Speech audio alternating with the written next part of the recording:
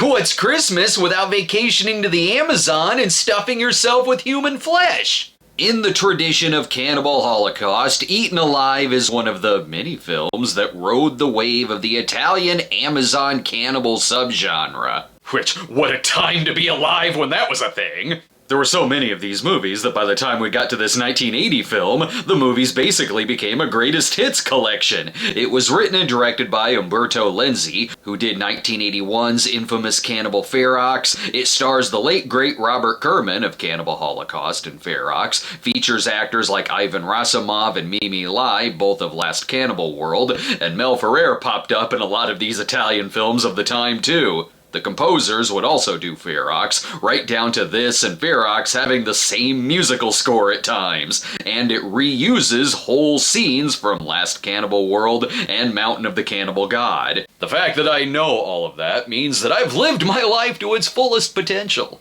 Like with a lot of other cannibal movies, it has a plot of someone venturing into the Amazon to find a missing person. This time, Janet Agron searches for her sister. Oh, and it's also a true crime film. Released only 2 years after Jonestown, the villain is a Jim Jones-type cult leader named Jonas, close enough, who has his people trapped in the jungle and they can't leave due to the threat of cannibals. Oh yeah, it does the Flavor Aid scene too. See, what's more Christmassy than this? No wonder the Patreon voters chose this film, because it barely has anything to do with Christmas. Hence a lot of the comments of, I don't want any of that Christmas shit, Eaten Alive, please! Now let's get to the film that I've referenced so much over the years that, like last week's episode on Invasion USA, it's in the category of, I hadn't reviewed that one yet? I'm watching my video.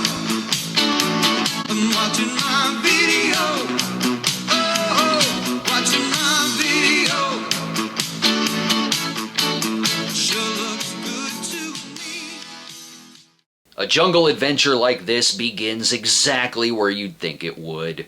In Niagara Falls, Canada. Such beautiful wintry scenery. Get all the pictures you can, because you better believe that a movie called Eaten Alive escalates quickly.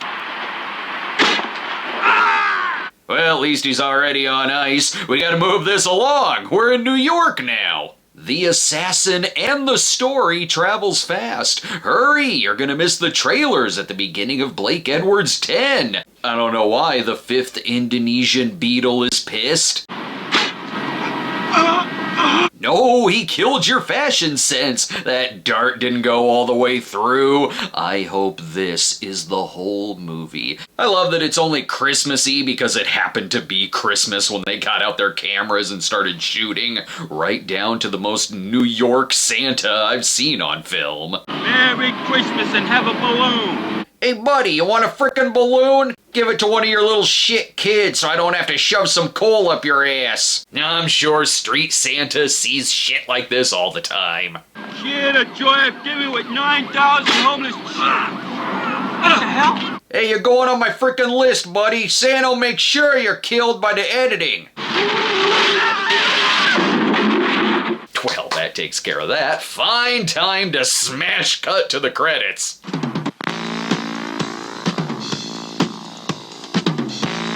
Yeah, no matter how graphic the movie, it'll make you want to dance.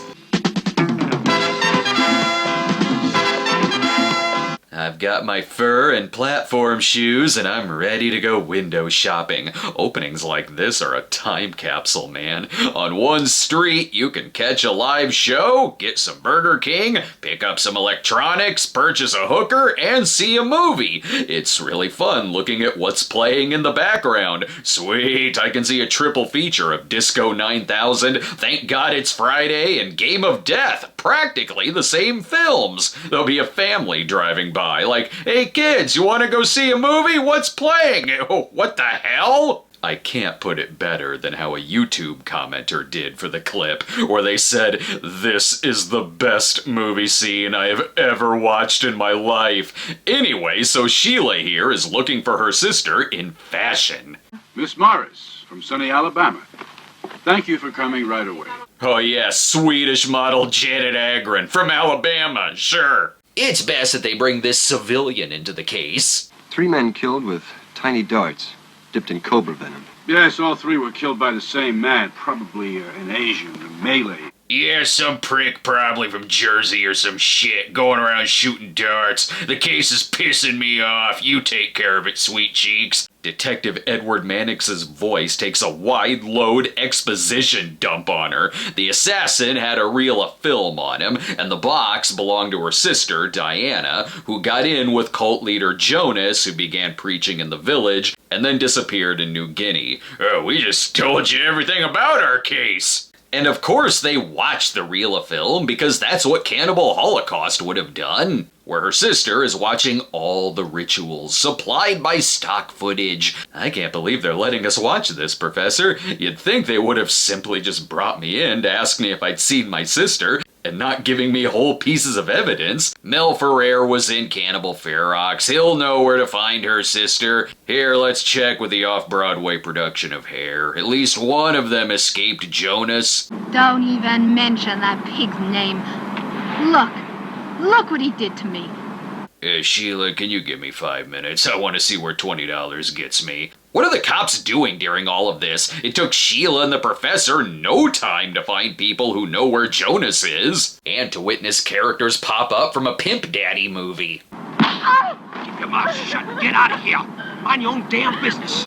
So I guess we're done here. Thanks for the help, lady. If you need anything from us, call someone else. And that's all Mel Ferrer has time for now, so Sheila is taking this trip alone. She'll find a partner. She goes to a club with the most badass Robert Kerman that they have. Kerman plays Mark, who immediately displays his badassery by winning an arm wrestling game with spikes. Yeah, we used to rip off the Deer Hunter and play Russian roulette, but we kept losing customers. He is perfect to help her. He's already wasted on scotch. He's got the look of a New York bartender crossed with Jason Statham, and I think Blue Guy from Sesame Street is his sidekick. Kerman's a dude that I wish was a bigger star than he was. After studying acting from a young age, he ended up getting into adult films, most notably as Mr. Greenfeld from Debbie Does Dallas, but found it very, very hard to break into mainstream films, despite his talents and small roles in films like The Goodbye Girl. You can pick any few movies and see his versatility, even in the cannibal films, from being a professor in Holocaust to a cop in Ferox, and then kind of a Han Solo or Michael Douglas in Romancing the Stone type in this film. He could have been in any of the Vietnam movies of the 80s and freaking nailed it. It helps their investigation that everyone who they run into knows some information. There ain't been no white people here, except for 2 Norwegians that ripped off a bag of stones a month ago. I think that's the plot of Cannibal Ferox. We're Eaten Alive, the Jonestown cannibal movie. Something definitely seems very off with this place. There is something fishy about this whole thing, you know that? That guy looks like a criminal. I'm scared, Mark. Sheila, there wasn't a single person in this movie who doesn't look like a criminal. And you didn't seem to give a shit earlier when this happened. She's got enough money not to care about things. Seriously, she offers Mark another 80 grand to keep helping her. Let's take a break while they deal with the hotel's complimentary snakes under the pillows. If you want some more sex and violence, with a helping of roller derby, outer space, and criminal trials, that means you miss Cinemax. Pick up my new book, Skinemax, a love letter to all things softcore in the 90s, over on Amazon, which is on ebook, paperback, and hardcover. I hope you enjoy. We're back. Did I miss anything?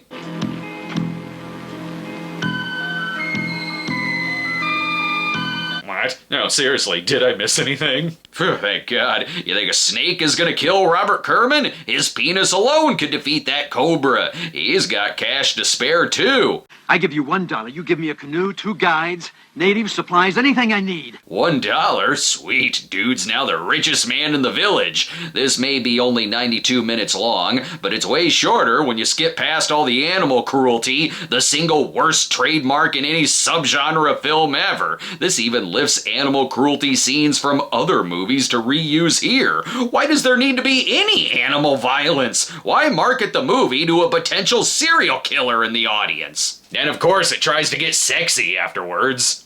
Hey, listen up, huh? We gotta spend lots of time together. You treat me like a stranger. Cut, we're not shooting one of the pornos over here. It's so sleazy, I'm surprised the movie itself wasn't one of the films playing in the background of the opening. Hey Sheila, you ever banged on a canoe in crocodile-infested waters? Oh, and I mean infested. Why do you think they brought some extras with them? Hey, Luna!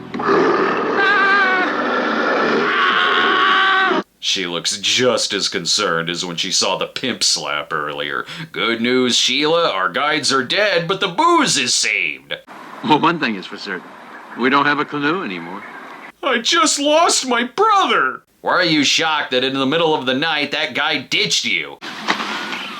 The son of a bitch took off. Yeah, he took off. When the other guy died, you were more concerned about the booze. Now it's just a survival film. I'd forgotten they were even looking for her sister, and I sure as hell have forgotten it started out at Christmas. The other guides didn't make it far anyway. Trust me, their corpses are mutilated beyond belief. Why would anyone live here? I don't know. That's Amazon speak for where's the beef? It's so dangerous here that in no time at all, the tribe has devoured the woman. Tastes better when the skin is fresh. Just another day for old Mark, though. I've seen some pretty bad things in my life. Decapitated women, old men's eyes burned out with gas. And that was just from catching a triple feature over at the Deuce. She's already got her end game in place. It's just a matter of time before... When the cannibals attack, I want you to kill me. I'm sure he'll respect her wishes. I don't want to hear that again. A simple "I can't do that" would have worked. What? This movie is giving me mixed signals. Ooh, he's also gonna spend the night eating out. They got that out of their system because the next morning the cannibals have found them. That's nothing that a swift pistol whip can't take care of. I guess they're the good ones, though. Sorry about the whole throwing a spear at you. Downside, these are Jonas's followers, but they are the ones with medicine to help. Here, injecting this pond water into your veins will fix you up. I guess kudos to them for not making Jonas look exactly like Jim Jones, as hilarious as that would be. Instead, Jonas looks like he moved his people to the jungle to start his own psychedelic rock band. His people are kept in Jonastown because if they stray, the cannibals will get them. Their idea of lunch is fresh hot entrails soaked in blood. That also means it's McRib season. And darts made of venom will keep them in line too. But her sister is alive, so mystery solved. Brother Reeves and Shakir managed to fill me in. Your sister is alive and well. I guess we can have some more adventure. This feels like the kind of movie where you'd see someone getting shit-faced in the background and with a spontaneous funeral scene. The only music we have is the Rollerball soundtrack. Her sister Diana loves it. She looks stoned out of her mind. Oh, who doesn't in this film? Say what you will about the suicide cult, they love their patriotism. I know I'm watching an Italian exploitation film when it's a funeral scene and I have to cut around a shitload of nudity. Oh, and also banging. Yes, hot, question mark. The cast of Megaforce is pleased. Anyways, a family reunion. We're just gonna pretend that we didn't just watch people run a train on some girl while a corpse was on fire. Diana seems like she likes it here. I have rediscovered through the laws of purification of our great mentor Jonas, all of nature's pure and perfect unity. Learn to master the... So, cult shit. I'm gonna stop you right there. Once Jonas leaves, though, then she's like, maybe it was a bad idea to come here. He made us believe. But bit by bit, his true nature came out. He's a fraud, a cruel sadist whose only desire is power. What was your first clue? I'm noticing the movie hasn't been funky for a while. Best cut back to New York. Why even leave the city? In 1980, this music was just always playing on loudspeakers all throughout New York. We've also got to pad out Mel Ferrer's scenes. Those 3 men were murdered by one of Jonas's hitmen. Only, we can't find this guy Jonas anyway. Thanks. Jonas is guilty and they can't find him. Totally necessary scene. Actually, I'm glad the scene is here, just for the cops' reaction. I have to remind you that there are still cannibals in the southeastern jungles of New Guinea. What? Until now, that guy had no clue what kind of movie he was in. Guess we're done here. What kind of crazy shit does Jonas have in store for today? This better have some whiskey in it. Wait a minute, there's no ice. Don't drink it, it's drugged. You fool, getting drugged is why people joined my church. Ugh, Mark was right. Needs ice. Now Jonas is making sense. Ever show up with their forces and threaten to crush our paradise, then that day we would have to face the supreme decision. I am so stoned right now. Jonas is God. Yeah, sure, she witnessed Jonas having someone beheaded, but the shit is kicking in, but good. Don't mind if I do. You get used to the bitter taste after a while. I say that Mark had the superior night, despite all the teasing. You son of a... That's right, no more delicious flesh-flavored vodka for you. One guy's nice enough to set him free. He also wants to watch Kerman fight cannibals in the jungle. And it's where they can insert more footage from other movies, like when he happens upon the castration scene from Mountain of the Cannibal God. We couldn't afford a fake penis in this movie, so no one will notice that we used a clip from another film. Let's take another break while I cancel my plans to go to the Amazon for the holiday. That's why we have Amazon.com for our Christmas needs. What happens to these people in Eaten Alive will give you the most chilling, terrifying 90 minutes you ever spent in a theater. Eaten Alive, a VIP picture, rated R. We're back, and they've put it together that something was in those drinks. You feel all kinds of guilt, but you're hooked a moment later, irresistibly attracted to his charm, isn't that it? Will you cut it out with the dubbed accents? None of you are from the South! But it's here that Mark realizes that perhaps it's better that he joins Jonas's community instead of stumbling upon more castration footage and snakes. He was faking it, of course, because the only way to stop Jonas is to trick him. Mimi Lai helps a lot too, but I can hardly show any of her scenes because she spends them all topless. Now to see if he can convincingly try the drink again despite the lack of ice. It's a faith-based film now. Glory, glory, hallelujah. Still almost as violent as an Estes Perkle movie, but once they do Goldfinger, then Diana can attack. Leave her alone! Probably would have succeeded if you didn't shout at him first. The important thing is that Mark is now doing this out of the kindness of his heart. Of course I'm going to take you away from here. You think I want to give up my $80,000? You know how many hookers and blow that'll get me in the city? I'm gonna start my own cult. I guess Jonas has forgiven Diana for trying to kill him, while he banished this poor bastard for finding booze under his pillow. Wait, that was my bottle! We need some kind of drink to make it through church night. Jehu proclaimed, "If such be your feeling, may no one leave or escape to announce it in Israel." So it is written in our great book, Children of the Corn. I don't know about their plan. Escaping through the jungle in the middle of the night seems like something I'd want to do around noonish. Oh, I forgot. Time works quickly here. It's already broad daylight in the next shot. Seems like all Sheila does is just make things worse for them. She's under the spell of Jonas, so she tries running back to him, leaving Diana and Mimi Lai behind to wait, which ends up getting the two of them killed. Diana dies from being eaten alive, so now the title makes sense. And Mimi Lai dies from reusing footage of her death in Last Cannibal World, aka Jungle Holocaust. So once the drugs wear off and Sheila is no longer under mind control, don't tell her that it's her fault that her sister is dead. Thanks for coming to the jungle to rescue her, Sheila. Even in the action, Sheila gets in the way. Mark, no! Stop it, Mark! What? Stop? Why? He was gonna eat us! Oh, thank God they're getting rescued. Hey, go away! We were gonna bang again over here! If you thought it escalated quickly in the beginning, it does so at the end too. The sight of the helicopters is enough for Jonas to dish out the poisoned flavor aid, where they either have to drink or Jonas kills them himself. This movie is ridiculous, but it's very entertaining, right down to the line reads. It's going to be one hell of a fancy trick to pull them out of there.